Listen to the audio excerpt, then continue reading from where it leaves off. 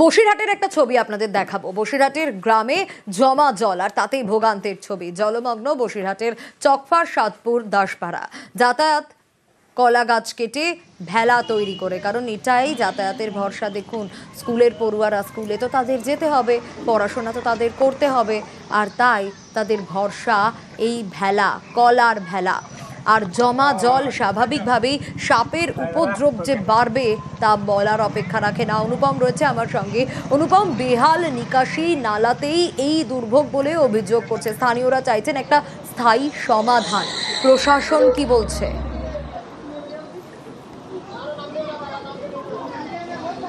দেখো, প্রশাসনের তরফ থেকে যেটা আমাদেরকে জানানো হয়েছে যে স্থানীয় যে চাঁপাপুকুর পঞ্চায়েত, সেই পঞ্চায়েতের তরফ থেকে ডিএমকে জানানো হয়েছে এবং একটা গ্রিন সিগন্যাল পাওয়া গেছে যে ওখান থেকে একটা টানেল বেরোবে, যে টানেল দিয়ে ওই গ্রামের কয়েকটি গ্রামের জল নিকাশি হবে। কিন্তু এই যে অবস্থা হয়ে রয়েছে গত 3 বছর ধরে এখানকার মানুষ, কয়েক হাজার মানুষ কিন্তু এই সমস্যায় ভোগে। তার কারণ এই যে চকফারসাদপুর এবং দাসপাড়া, এই যে গ্রামগুলো, এই গ্রামগুলোর ভেতরে পুরো একদম জলমগ্ন হয়ে থাকে। এলাকার মানুষ বেরোতে পারে না, স্কুলের ছাত্রছাত্রী তারা কলার ভেলায় করে যেতে পার করতে হয়। এমনকি গবাদি পশু তাদেরকেও কলার ভেলায় করে নিয়ে এসে অন্যান্য জায়গায় নিয়ে আসতে হয়। এবং সাপ, পোকা মাকড়, বিড়াল, কুকুর সবই বাড়ির ভেতরে ঢুকে আশ্রয় নেয়, ঘরের ভেতরে ঢুকে আশ্রয় নেয়। এমনই বাড়ির অবস্থা।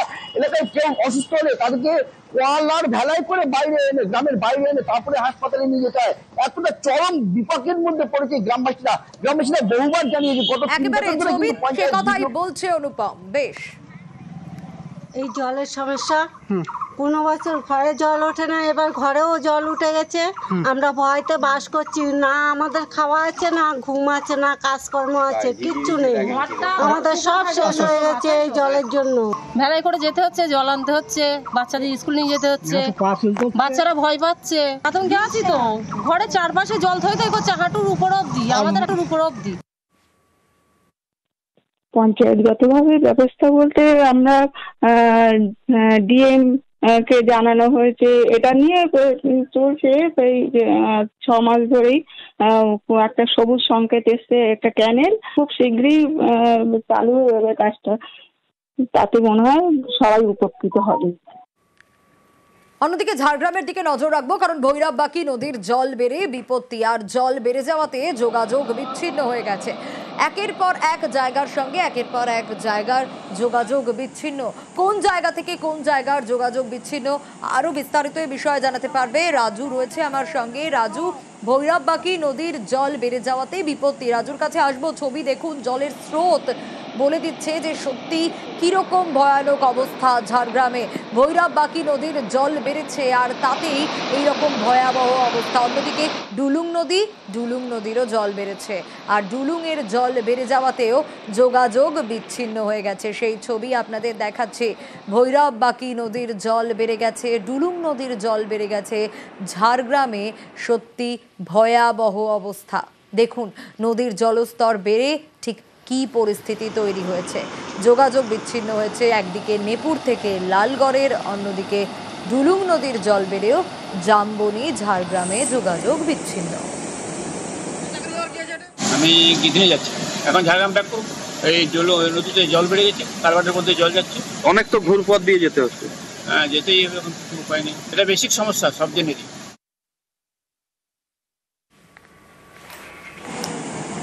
ঝাড়গ্রামের ছবি আপনাদের দেখাচ্ছি, কি ভয়ানক অবস্থা দেখুন। কারণ যারা এই সমস্যার মধ্যে থাকেন তারাই একমাত্র জানেন যে ঠিক কি ফেস করতে হচ্ছে সেখানে।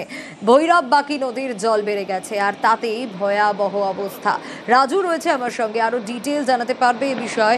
রাজু, একদিকে ভৈরববাকির জল বেড়েছে, অন্যদিকে ডুলুং নদীরও জল বেড়েছে, আর এতে তো এক জায়গার সঙ্গে আরেক জায়গার যোগাযোগ বিচ্ছিন্ন। কোন কোন জায়গা? দেখো, প্রথমত বলে রাখি, গতকাল থেকে হালকা বৃষ্টি হচ্ছিল, আর সকাল থেকে আবার ভারী বৃষ্টি শুরু হয়েছে। ইতিমধ্যে যে জলাধারগুলো ছিল, বিশেষ করে মুকুটমণিপুর জলাধার, সেই জলাধার থেকে জল ছাড়া হয়েছে এবং তারাফিনীর যে ব্যারেজ, সেই ব্যারেজ থেকেও জল ছাড়া হয়েছে। ইতিমধ্যে ঝাড়গ্রামের সাথে বাঁকুড়ার সম্পূর্ণ যোগাযোগ বিচ্ছিন্ন হয়েছে। ঠিক তেমনই আবার যদি দেখা হয়, জামবনির সাথে যোগাযোগ বিচ্ছিন্ন হয়েছে, কারণ ডুলুং নদীর জল বিপদসীমার উপর দিয়ে বইছে এবং তার ফলে জামবনির সাথে ঝাড়গ্রামের যোগাযোগ বিচ্ছিন্ন হয়েছে। আর ঢোলকার যে ব্রিজ রয়েছে, সেই ঢোলকার ব্রিজের উপর দিয়েও জল বইছে কংসাবতী। যার ফলে লালগড়ের সাথে যোগাযোগ বিচ্ছিন্ন হয়েছে। ইতিমধ্যে জেলার বিভিন্ন প্রান্তে জলমগ্ন এলাকা দেখা যাচ্ছে, কারণ অধিকাংশ জায়গায় নদীগুলোতে জল বাড়ছে এবং এইভাবে যদি ভারী বৃষ্টি হতে থাকে তাহলে সুবর্ণরেখা নদীর জল আরো বাড়বে এবং সুবর্ণরেখা যদি জল বাড়ে তাহলে সুবর্ণরেখার পার্শ্ববর্তী যে গ্রামগুলি আছে সেই সমস্ত গ্রামে জল ঢোকার একটা আশঙ্কা করা যাচ্ছে। আর যদি দেখা হয় বিনপুর 1, বিনপুর 2 এই দুই জায়গাতে যে ভৈরববাকি এবং তারাফেনী নদীর যে জল ঢুকছে এবং দুলুম নদীর যে জল ঢুকছে সেই সমস্ত জলাধার থেকে জল এসে এখন এখানে জলস্তর বাড়ছে, তাতে যোগাযোগ যেমন বিচ্ছিন্ন হচ্ছে ঠিক তেমনই আবার এই নদীর যে পার্শ্ববর্তী গ্রামগুলি রয়েছে সেই সমস্ত গ্রামের মানুষের সব থেকে বেশি দুশ্চিন্তা, কারণ যে কোনো সময় যে কোনো বেশ, একেবারে দুশ্চিন্তা তো বটেই, তবে প্রশাসন সর্বদা বলছেন তারা পাশে রয়েছেন। এবার এক মর্মান্তিক ঘটনায় নজর রাখবো। জমা জল আর সেখানে স্নানে নেমে এক শিশুর প্রাণ চলে গেল। প্রথম শ্রেণীর ছাত্রী, জলে তলিয়ে তার মৃত্যুর ঘটনা। ঘাটালের দেওয়ান চকের কোতলপুরের এই ঘটনা। জলে তলিয়ে গেলেও কেউ টের পেল না, পরে জলে ভেসে ওঠে ছাত্রীর দেহ।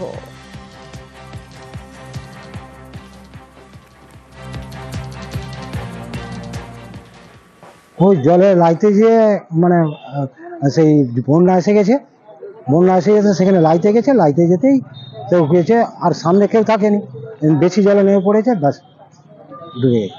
কখন হয়েছে? এটা 9:30টায়। আর তারপরে হাসপাতালে নিয়ে এসেছে, এখানে বলছে মারা গেছে। ভরা কোটাল আর তার সঙ্গে টানা বৃষ্টির জের জোড়া ফলায় দীঘায় উত্তাল সমুদ্র। জোয়ারে গার্ডওয়াল টপকে জল ঢুকে যাচ্ছে। সমুদ্র স্নানে প্রশাসনের তরফ থেকে নিষেধাজ্ঞা জারি। সমুদ্র সৈকতে চলছে নাগারে মাইকিং। দেখুন স্রোত, সমুদ্রের স্রোত, ঢেউ এবং ভরা কোটাল একদিকে, আর তার সঙ্গে বৃষ্টি তো রয়েছে। মাইকিং চলছে ক্রমশ। এখন জোয়ারে গার্ডওয়াল টপকে যেহেতু জল ঢুকছে, সমুদ্র স্নানেও নিষেধাজ্ঞা প্রশাসনের। গাড়োয়াল থেকে নির্দিষ্ট দূরে আপনারা থাকুন, কোনোভাবেই গাড়োয়ালের উপরে থাকবেন না, বাচ্চাদের কোনোভাবেই হাতছাড়া করবেন না। সমস্ত পর্যটকগণদের উদ্দেশ্যে সতর্ক করা হচ্ছে, সমুদ্র উত্তাল আছে এবং আরো উত্তাল হবে। আপনারা কোনোভাবেই গাড়োয়ালের উপরে থাকবেন না, গাড়োয়াল থেকে নির্দিষ্ট দূরে। আর এবার নজর রাখবো করলা নদী দূষিত হচ্ছে কেন? বাজারের বর্জ্যের জন্য। আর এতেই করলা নদীতে বিপদ বাড়ছে। জলপাইগুড়ির করলা নদীর জল দেখুন কিরকম অবস্থা। আর এদিন বাজার পরিদর্শনে মহকুমা শাসক সতর্ক করলেন নদী পাড়ের ব্যবসায়ীদেরকেও। ব্যবসায়ীদের হুঁশিয়ারি মহকুমা শাসকের, ব্যবসার লাইসেন্স বাতিলের হুঁশিয়ারি দিয়েছেন তিনি।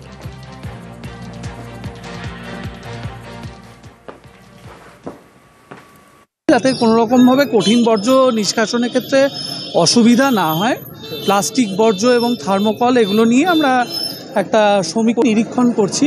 জলপাইগুড়ি শহরকে, জলপাইগুড়ি পৌরসভাকে কেন্দ্রবিন্দুতে রেখে সকলে মিলে আমরা সুন্দর রাখতে চাই। এসডিও সাহেব আসছিলেন গত 26 তারিখে, আমাদের নিয়ে একটা মিটিং করেছিলেন উনি। তো তখন কথা হয়েছিল থার্মোকল প্লাস্টিক বর্জনের ব্যাপারে। ওই ব্যাপারটা আমরা কত দূর কাজ করেছি। আমরা এর আগেও কয়েকদিন ধরে থার্মোকলের নিয়ে আমরা মাঝবাজারের পিছনে যারা ফেলতো তাদের অ্যানাউন্স করেছি। কিছু মাল পড়ে আছে সেটা উঠে নেওয়ার ব্যবস্থা করছি। আর থার্মোকল যাতে নদীতে না পড়ে, পরিবেশ দূষণ যাতে না হয়, আমরা সেদিকে নজর রাখছি।